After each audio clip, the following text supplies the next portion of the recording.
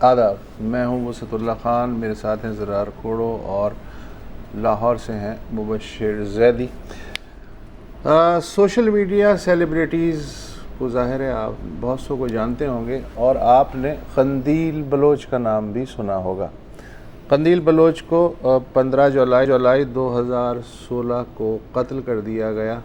आज तक उसका मुकदमा चल रहा है।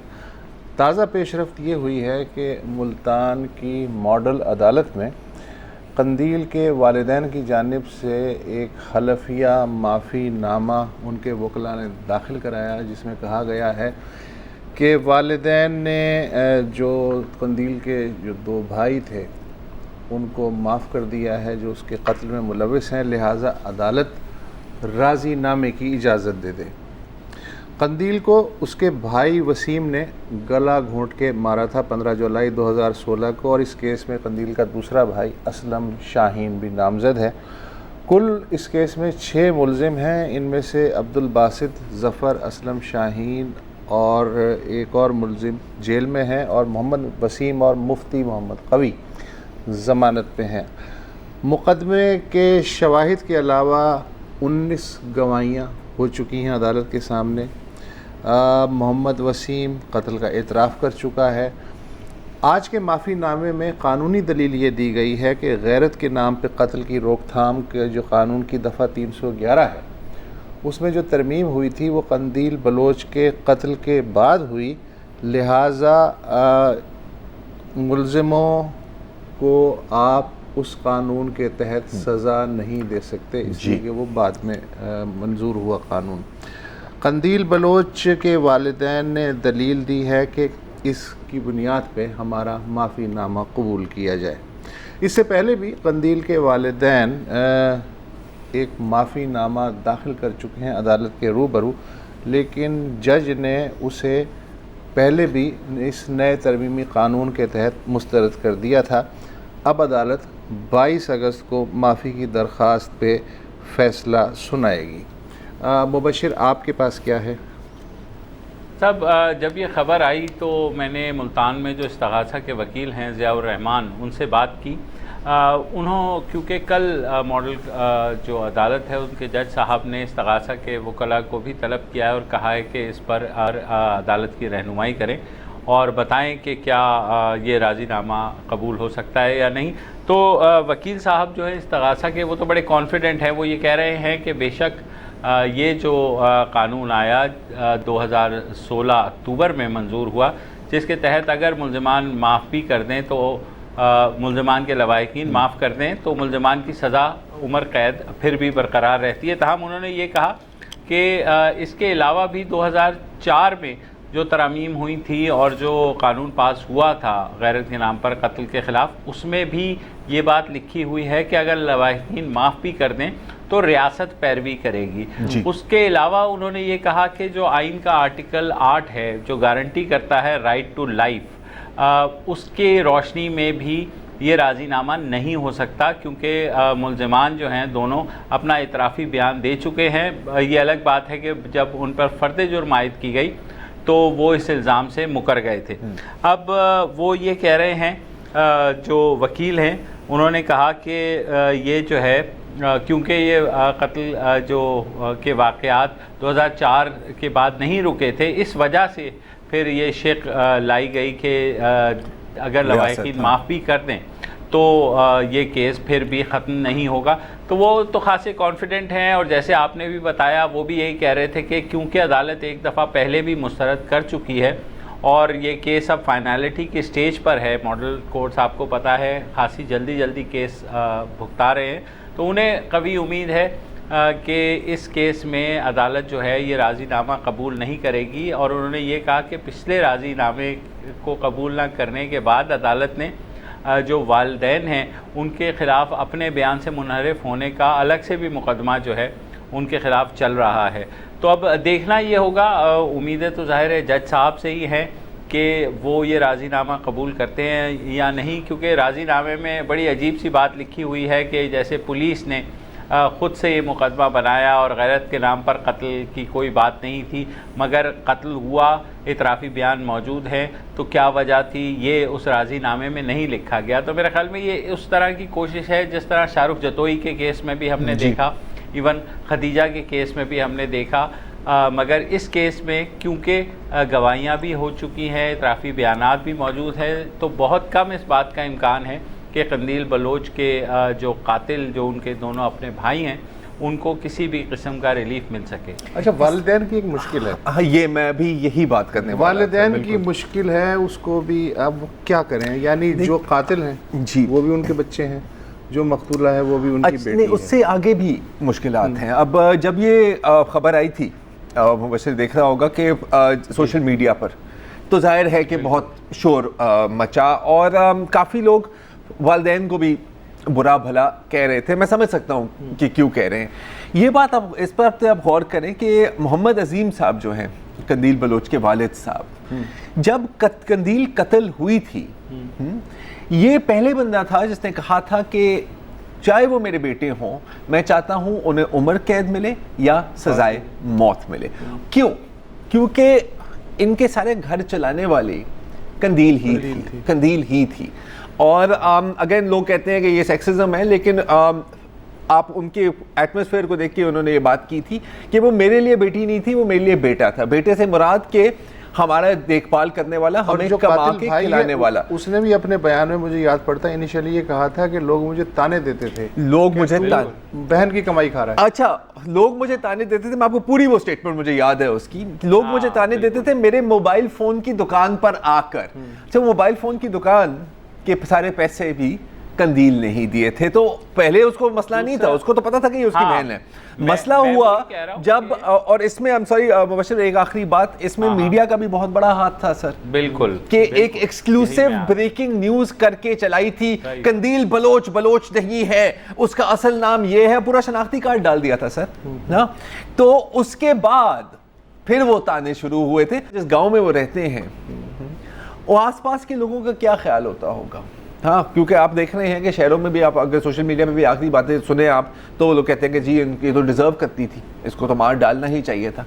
उनके पड़ोसी, उनके घर वाले भी क्या कहते होंगे। तो 3 जगहों से उन पर प्रेशर पड़ रहा है सर। गुर्बत का प्रेशर है, फैमिली का प्रेशर है, और फिर पूरे माशरे का प्रेशर है। बंदा कब तक सस्टेन कर सकता है ये चीज़ें। बल्कि बीच में ये खबरें भी आई थी कि उनके पास खाने के पैसे नहीं हैं और वो बहुत ज़्यादा कसमापुरसी की हालत में है। तो मेरे ख्याल में माशरे को आप क्या कह सकते हैं, किसी ना किसी को या रियासत को उनकी कफालत कम अज़ कम करनी चाहिए थी। लेकिन चलें, इसमें एक जो अब थोड़ी सी अच्छी बात ही है, जैसे आपने अभी बताया है मुबश्शिर, कि हालांकि शोर बहुत मचा है इस स्टोरी के ऊपर, ये चांसेस कम है आपकी नज़र में और मेरे ख्याल प्रोसिक्यूशन की नज़र में भी कि ये कातिल छुट जाएंगे। एटलीस्ट एक ये थोड़ी सी सिल्वर लाइनिंग है इस पूरे। लेकिन वालिदैन का दोनों तरफ से मरना है। वालिदैन का तो फिर जो है वो आपके ये बड़ी वो ब्लैक कॉमेडी ही है और होती है शब व रोज़। वक्फा ले लें।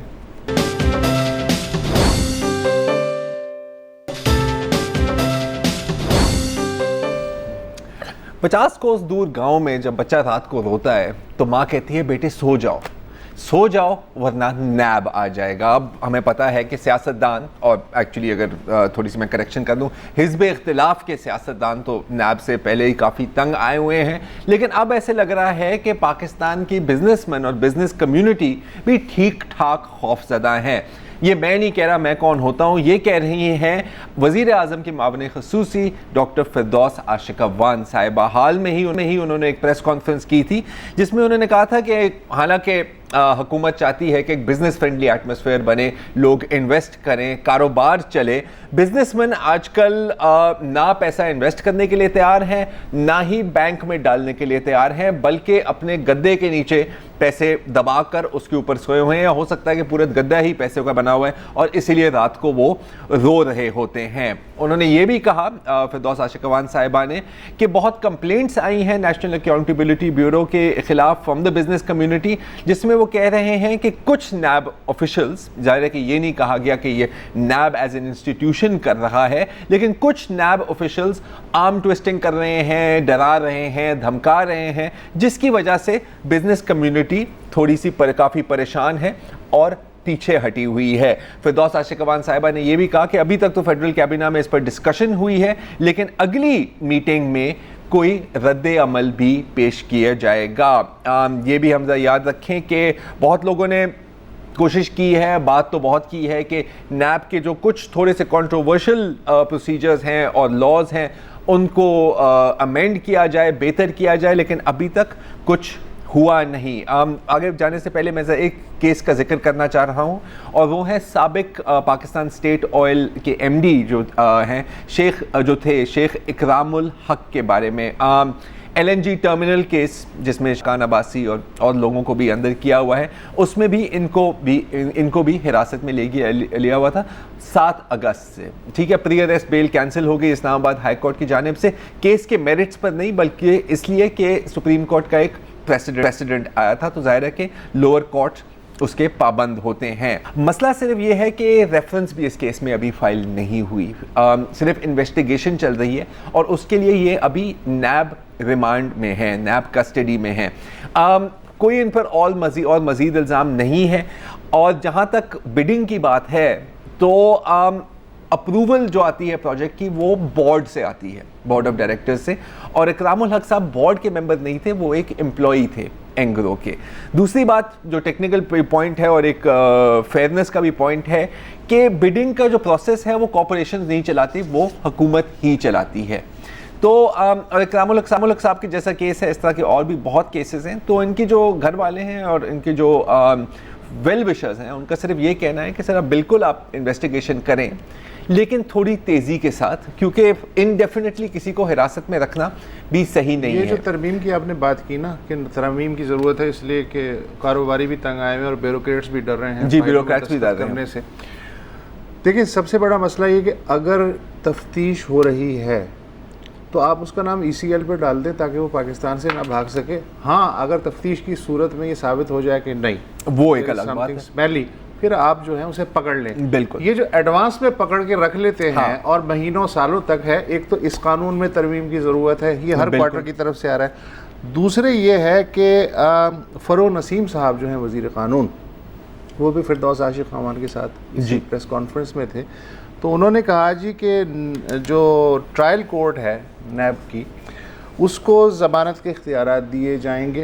एक हम ये भी तब्दीली ला रहे हैं, ठीक है। और दूसरे जो प्ली बार्गेन के मुलज़िम हैं, वो प्ली बार्गेन के बाद भी, क्लियर होने के बाद भी किसी ओहदे पे नहीं रह सकेंगे, विच इज़ गुड, सही है, बिल्कुल। अच्छा, लेकिन मसला ये है कि मैं इनकी बातों पे इसलिए नहीं एतबार कर सकता कि दिसंबर में इन्हीं फरोग नसीम साहब ने कहा हम नैब कवानीन में कुछ चेंजेस कर रहे हैं, चले अच्छी बात है, और अभी अगस्त फरवरी में फिर फरोग नसीम ने कहा हम नैब कवानीन में कुछ चेंजेस कर रहे हैं, मार्च में फिर इन्हीं फरोग नसीम ने कहा हम कुछ नैब कवानीन में चेंजेस कर रहे हैं, और आज 20 अगस्त है, 21 अगस्त को यही फरोग नसीम साहब कह रहे हैं तो तेरे वादे पे जिए तो ये पता नहीं झूठ जाना कि खुशी से मर ना जाते अगर एतबार होता। ये तो भी मुझे तो ये लग रहा है। बिल्कुल। अच्छा, जी मुबशर, जैसे बिजनेसमैन का आपने कहा कि वो अपना सारा सरमाया जो है होल्ड करके बैठे हुए हैं, वैसे ही जो ब्यूरोक्रेट्स हैं वो भी अपना कलम रोक के बैठे हुए हैं। कोई भी समरी आती है तो वो कहते हैं कि जनाब साइन करने से पहले नैब आ जाएगी।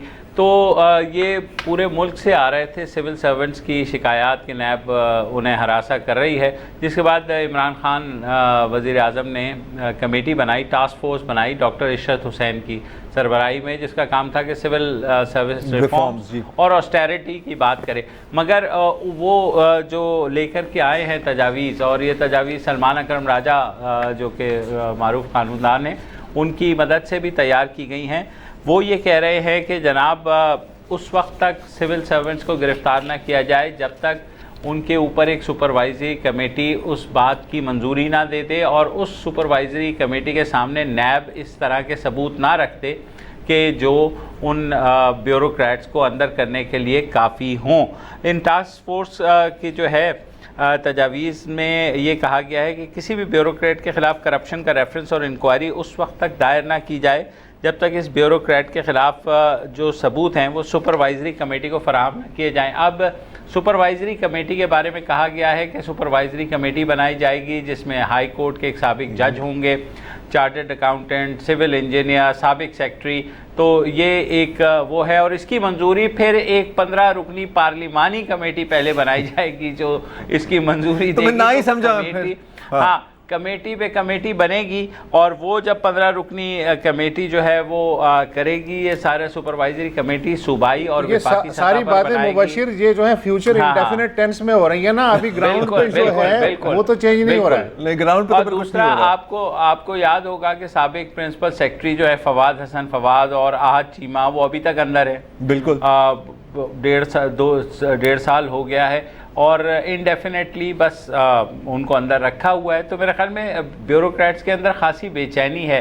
अब हुकूमत को थोड़ा एहसास हो रहा है कि ठीक है, हमने जो कुछ करना था नैब ने वो कर तो दिया है, मगर उससे नुकसान क्या हो रहा है। बिज़नेस एक्टिविटी स्लो डाउन हो गई है और साथ ही साथ जो ब्यूरोक्रेट्स हैं वो बहुत ही मोहतात हो गए हैं। बिल्कुल। तो ये दोनों चीज़ें, अच्छी बात है कि हुकूमत को ये एहसास हुआ है और चीज़ें आगे बढ़ेंगी, मगर जिस तरह का कम्बरसम प्रोसेस इस वक्त सजेस्ट हो रहा है तो मेरे ख्याल में ये अगली हुकूमत में भी हम यही बात कर रहे होंगे कि जनाब ये आपने उस वक्त क्यों नहीं किया।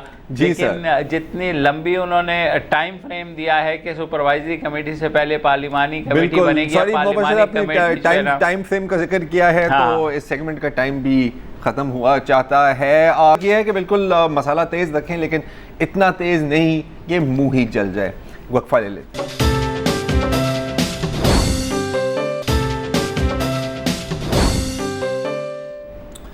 भारतीय हुकूमत ने मकबूजा कश्मीर को दुनिया के सबसे बड़े कैद खाने में तब्दील कर दिया है और यकीनन बहुत बड़ी अचीवमेंट है जो पूरी इंटरनेशनल मीडिया भी जिसको अप्रिशिएट कर रही है और सैल्यूट कर रही है। ज़ाहिर है कि मैं यहाँ पे तंज कर रहा हूँ। पिछले 17 दिनों से बंदिश है, मोबाइल फ़ोन बंद हैं, इंटरनेट कम्युनिकेशन हो नहीं रही। कुछ बस्तियाँ जैसे हम कल भी आपको बता रहे थे सोरा की तरह, वो अभी भी रेजिस्ट कर रही हैं और किसी को नहीं पता कि कल क्या होगा। लेकिन क्योंकि कश्मीरियों को कैद करने के साथ साथ कश्मीरी सहाफ़त को भी कैद कर दिया गया है ताकि पूरी तौर से नैरेटिव कम से कम भारत के अंदर कंट्रोल हो सके। हमें ये तो पता है कि इलेक्ट्रॉनिक मीडिया की अक्सरियत का यही मंत्रा है कि ऑल इज़ वेल, लेकिन कुछ अखबारात हैं और कुछ वेबसाइट्स हैं जो अभी भी रिपोर्टिंग पर यकीन रखती हैं, जिनकी पुरज़ोर कोशिश है कि हकीकत लोगों के सामने आए। एक ऐसी साइट है भारत में द क्विंट, जिन्होंने एक 3 पार्ट की रिपोर्ट बनाई है जिसको हमने जोड़ के आपको भी पेश करेंगे कि वहाँ पर कश्मीर में कश्मीरी सहाफ़ियों पर क्या गुजर रही है। देखिए।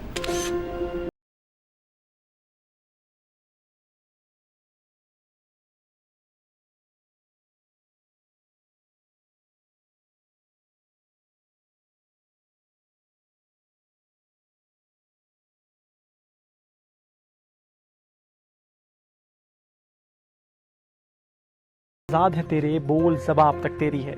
जब भी बोलने की आज़ादी या फ्रीडम ऑफ स्पीच की बात आती है तो शेर सामने आ जाता है।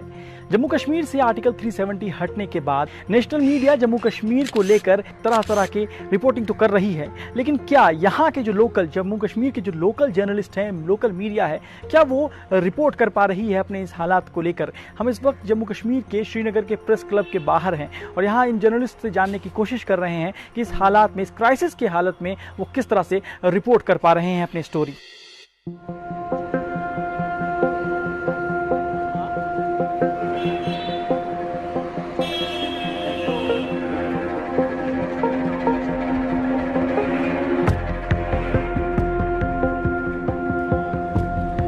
I'm a kind of a person who is very much uninspired by whatever Indian media is doing in the name of journalism. सिर्फ एक किस्म की स्टोरी निकल रही है कश्मीर से कि सब कुछ ठीक है, happy looking faces, there is nothing happening in Kashmir, which is the otherwise. जो कश्मीर में हो रहा है उसका अदरवाइज वो लोग रिपोर्ट कर रहे हैं।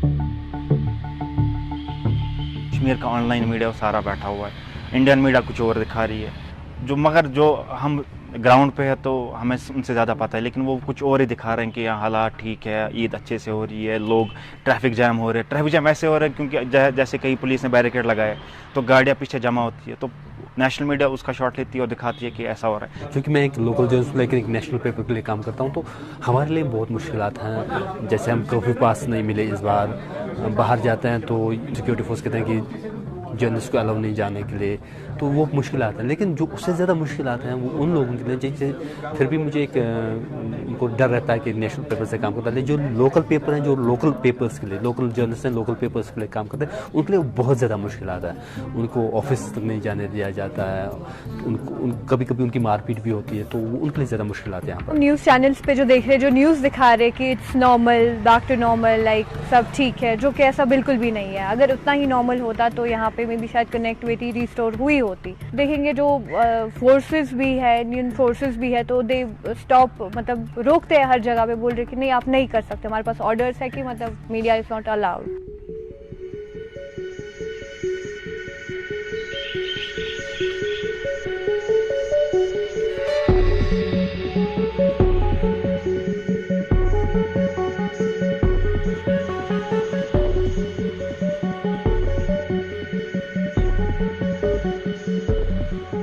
देखिए, इंडियन मीडिया में कभी आप स्टोरी नहीं देखेंगे प्रोटेस्ट हुए कश्मीर में या स्टोन बेल्टिंग हुई है, कुछ हम कवर करने गए, हमारी फुटेज जो है डिलीट करवाई गई कैमराज में। तो ये स्टोरी भी एक खुद में एक स्टोरी है कि यहाँ के लोकल जर्नलिस्ट की या इंटरनेशनल जर्नलिस्ट की फुटेज डिलीट करवाई जा रही है ताकि सिर्फ एक किस्म की स्टोरी कश्मीर से निकले।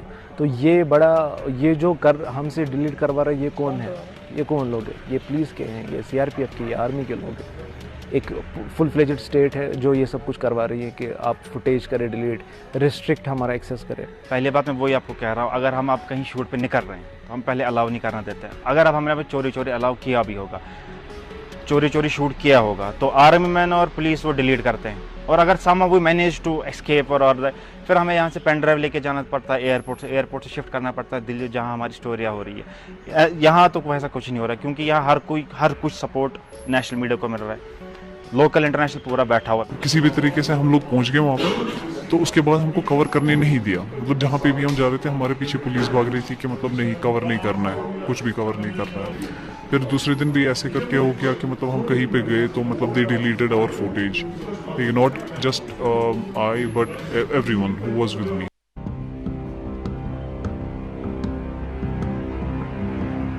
दस दिन हो गए तो अभी तक हमारा न्यूज़पेपर पूरा बंद है। इसकी वजह यह है कि जो लोकल के साथ नाइंसाफ़ी हो रही है, लोकल जर्नलिस्ट के साथ, यहाँ खाली नेशनल मीडिया हाईलाइट कर रहा है। लोकल्स का मेरे हिसाब से लोकल्स को भी काम करने देना चाहिए, क्योंकि जो डिग्री नेशनल के पास है वही डिग्री हमारे पास भी है। तो ये एक नाइंसाफ़ी हो रही है हमारे साथ कि खाली नेशनल आगे चल रहा है, उनको हेलीकॉप्टर्स में घुमा रहे हैं और कश्मीर के जो हालात है वो पूरा नहीं दिखा रहे हैं। अगर अब लोकल कोई काम करना चाहते उसको एक्सेस नहीं मिलती है।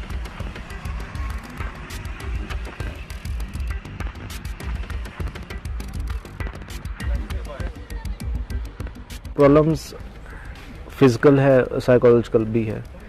जिस किस्म का स्टेट का दबाव है या रिप्रेशन है, जिस किस्म का स्टेट का, और ख़ासकर लोकल मीडिया पे कदगन बहुत ज़्यादा है। कभी कभी बज़ाहिर हमारे कुछ कलीग जो है अभी अंडर अरेस्ट भी है। एक कलीग जिनका नाम आसिफ सुल्तान है, उन्होंने एक रिपोर्ट किया था मैगज़ीन के लिए, वो 8-9 महीने से अभी बंद है। जो भी हम स्टोरी यहाँ पे करेंगे, हमें तो यहीं रहना है, तो हमें वो भी सोचना पड़ता है कि कल को कोई प्रॉब्लम ना हो, क्योंकि यहाँ पे ऐसा है NI या जो जितनी भी सिक्योरिटी एजेंसीज है वो एक्शन लेती है हमारे खिलाफ। ये तो हमको लग रहा है कि मतलब शायद ये लोग हमारे खिलाफ भी एक्शन ले सकते हैं। लोगों का जो गुस्सा है अभी कि भाई आप कुछ नहीं दिखा रहे हो, आप ये नहीं कर रहे हो, क्योंकि जो नेशनल मीडिया ने यहाँ गंद मचाई तो उसका इम्पैक्ट हम पे भी पड़ रहा है, हमें भी मार पड़ने वाली होती है। मैं रिसेंटली सोहरा से बच के आया, पूरी मॉब मेरे पीछे पड़ी थी भाई कि आप कुछ नहीं दिखा रहे हो।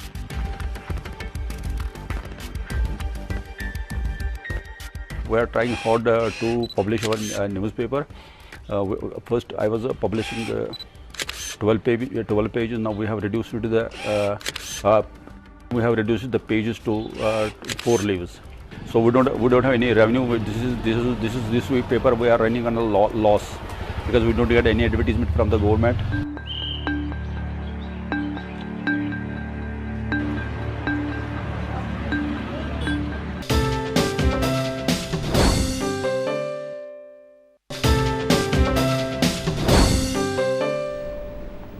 Welcome back. अच्छा, ये तो बच्चे बच्चे को पता है कि दरख्त कार्बन डाइऑक्साइड जज्ब करते हैं और ऑक्सीजन पैदा करते हैं। ये भी बच्चे बच्चे को ही पता लग गया होगा अब तक कि ये क्लाइमेट चेंज बल्कि क्लाइमेट क्राइसिस का ज़माना है। मौसम तब्दील हो रहा है और इस दुनिया में अब रहना मुश्किल होता जा रहा है।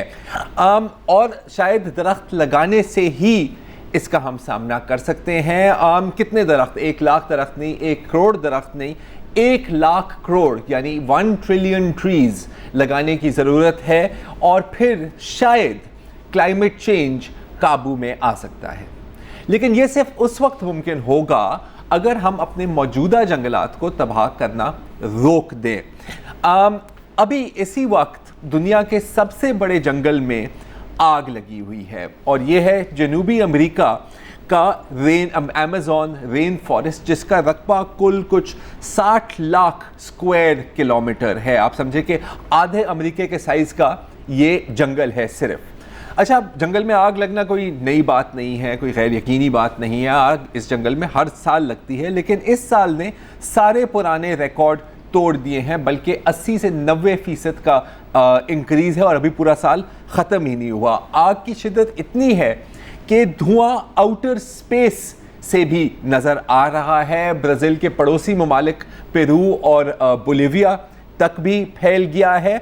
और अगर आप साओ पाउलो, जो ब्राज़ील का एक बहुत बड़ा शहर है, के मनाजिर देखें, और ये शहर 1700 किलोमीटर दूर है। ये जो आप वीडियो देख रहे हैं अपनी स्क्रीन पर, ये उसी शहर का है। और अगर आपका ख्याल है कि ये कोई शाम या रात का वक्त है, नहीं, ये दिन के 1:30 बजे का वक्त है और अंधेरा छाया हुआ है क्योंकि इस पूरे शहर के ऊपर धुएं के बादल छाए हुए हैं।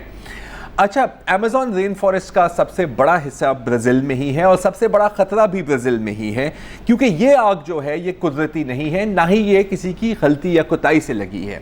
ये जानबूझ से लगाई गई है ताकि ज़मीन साफ़ हो और इस ज़मीन पर काश्तकारी या फिर कैटल फार्मिंग कर सकें।